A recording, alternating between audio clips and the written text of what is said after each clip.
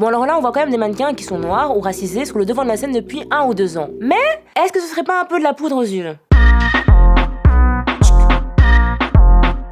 Alors pourquoi je vous parle de ça aujourd'hui et que je fais ce constat, c'est parce que mercredi je suis tombée sur la story du mannequin Ajak Deng et ça m'a bien mis les pendules à l'heure. Alors Ajak, c'est une mannequin soudanaise hyper connue qui a connu la guerre civile, les camps de réfugiés, la mort de sa mère atteinte du paludisme et qui est venue se réfugier avec sa famille en Australie, à Melbourne. Quelques années après, elle a commencé une carrière de mannequin. Donc tu te dis, la meuf c'est une badass, donc ça doit être une consécration.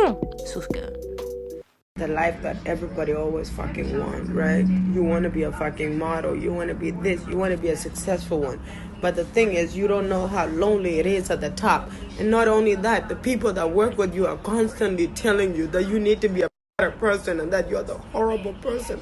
Constantly on a daily basis. I'm sick and tired. I'm done.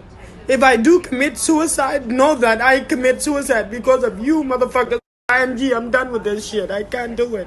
En fait, ces derniers temps, à force de voir des mannequins noirs ou racisés faire des covers de magazines, voir un Tyler Mitchell qui devient le premier homme noir à photographier la cover de Vogue, voir un Virgil Abloh qui devient le premier homme noir à devenir directeur artistique de la maison Louis Vuitton, on se dit que tout devient féerique dans l'industrie de la mode, sauf que non, encore une fois. Si l'une des plus grandes mannequins de notre génération menace de se suicider à cause de cette industrie dont elle s'était déjà plainte en 2016 pour les discriminations qu'elle lui faisait vivre et qui, semblerait-il, lui fait vivre encore, il est temps d'arrêter d'avoir la mémoire courte et de se mettre des œillères. Et pour reprendre des chiffres du Audin Magazine, au sein du Council of Fashion Designers of America, qui est l'une des organisations les plus importantes de l'industrie, seulement 3% des membres sont noirs. Moins de 10% des créateurs de la dernière Fashion Week de New York étaient noirs. Et seulement 15% des modèles qui marchaient sur le catwalk étaient noirs aussi.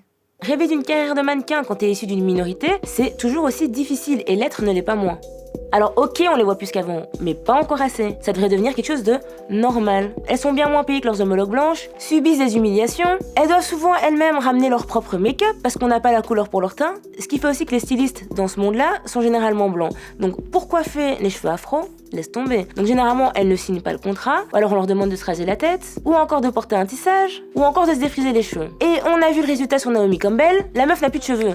Alors oui, l'année passée en septembre, on a eu droit à 1 milliard de covers de magazines avec des modèles noirs dessus. Ok, bien super, sauf qu'on se rend compte que déjà, le magazine de septembre, dans le monde des médias, c'est le plus important, c'est celui qui va lancer la saison. Donc en fait, on dirait juste que c'est une tendance. Sauf qu'être noir ou racisé, c'est pas censé être une mode qui dure 1 an ou 2. Alors là, pour le moment, j'ai l'impression qu'on nous balance beaucoup de poudre aux yeux, mais en fait, la réalité, derrière dans les loges, ça se passe pas du tout comme ça, et Ajak est un exemple type. Alors j'adore voir le monde de la mode se battre contre les injustices à travers ses créations, ses défilés, mais il y a un moment où il faudrait qu'elle balaie devant sa propre porte. Sur ce... Si t'as aimé cette vidéo, n'hésite pas à t'abonner à la chaîne Tarmac, et si tu veux encore regarder du Easy, il y a nos playlists, donc tu peux regarder ceux d'hier, et d'avant-hier, et d'avant-avant-hier, et... tu m'as compris. Et n'oublie pas quand même de t'abonner à notre compte Insta.